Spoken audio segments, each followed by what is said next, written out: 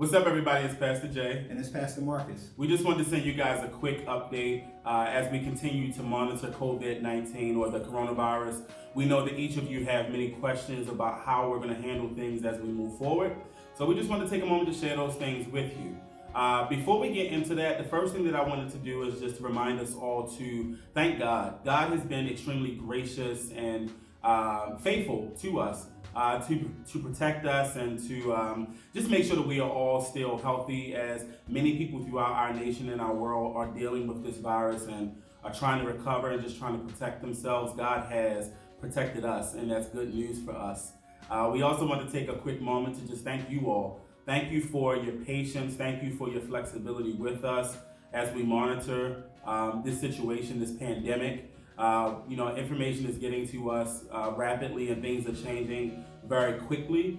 So we just thank you for your flexibility with us and just allowing us to care for you day by day, step by step. We really, really, really appreciate that. So as we move forward as pastors and leaders here at Freedom Church, we just want to shepherd you well. We want to care for you. And so when Jesus saw individuals, he was concerned about the spiritual needs, but he also saw them and had compassion on them, and he was concerned about the physical needs as well. And so we want to speak to physically what's going on out here with COVID-19. And so some people may know that I'm a registered nurse and not a doctor, but a registered nurse, and so I want to make that clear. I want to give us some preventative measures, and the first preventative measure is just washing your hands with soap and water for at least 20 seconds. You want to do that. If you don't have access to that, then you want to use a hand sanitizer that consists of at least 60% alcohol to clean your hands. Another thing that is out there now, a term that's being used, is social distancing, and that's making a conscious effort to reduce close contact between people. And so we encourage that. Another thing is that if you're sick, if you're having symptoms of the flu, whether it's sore throat, runny nose, you're having fever, tired, weakness, any of these things, you want to stay home. You don't want to go to work with that and expose other people. Last thing is that you want to keep your immune system up. You want to reduce your stress level. I know that can be difficult with the kids at home and other things going on in your life and job, but you want to keep that low. Get proper rest. You want to try to exercise as you can.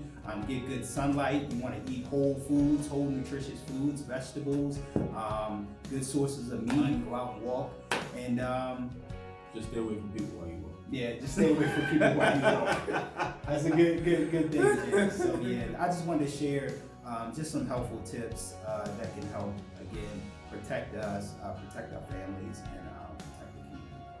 Even though we want you to stay safe, we want you to be wise.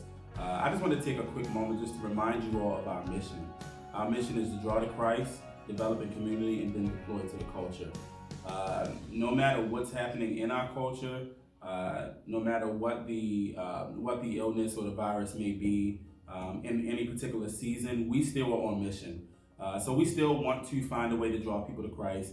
We still want to find a way to develop a community, and we still want to be people who deploy into our culture, even during a time of social distancing. So Sundays will take place online at this moment. We do want to remind you that you are still able to give, even though we're not meeting here physically. Many of you know that you can give online. I'll make sure that we include the link alongside this video so that you can give online. If you wanted to mail your payments in, we can still take payments through mail.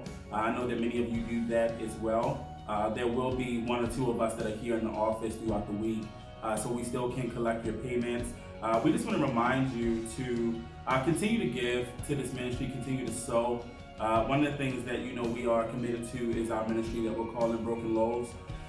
We are trying to find ways as we speak to serve this community, to help them get food, to help with resources with bills and things like that. But none of those things can happen unless we all just continue to give financially to the work of God's ministry here, even though we're not able to physically meet in person. I wanted to also remind you guys that on Monday, we are having corporate prayer, but that corporate prayer will be taking place through a prayer call. I'm going to ask that we be all in on prayer. As you know, one of our values is that prayer is our primary strategy. Again, we have a real reason to pray. Not that we don't always, but COVID-19 is a reason to pray because this is something that is affecting people all throughout the world. We also want to quickly talk to you guys about D groups. We know that D groups are vitally important to how we do community and how we do relationships here. But as Pastor Marcus just said, we are being asked to distance ourselves socially. So as elders, we met and we talked with our leaders and just talked about what we can do with D groups. So as of right now, what we're looking to do is host D groups through a platform that's called Zoom. Many of you have used that platform. It is a video conference platform that will allow us to still see each other, but we wouldn't have to be in person to have D group.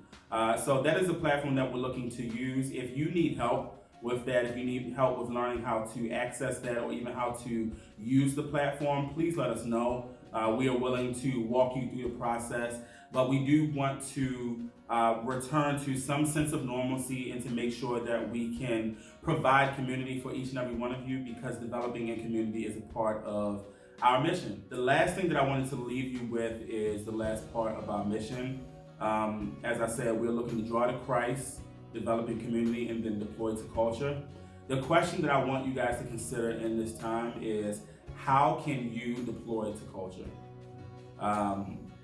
It's going to be difficult because we are social distancing. However, there are many needs that can be met. And deploying to culture is what we say the end goal of our mission is. So I want you to be thinking about our values. I want you to think about our value, whatever it takes. What can you do for people that is wise but still serving them? I want you to think about loving people. There are a variety of ways to love people without even having to come in contact with them physically. You can make a phone call to someone. You can send a package to someone. You can pray for someone. That is a way to love people. The scripture encourages us to think of ways to encourage one another.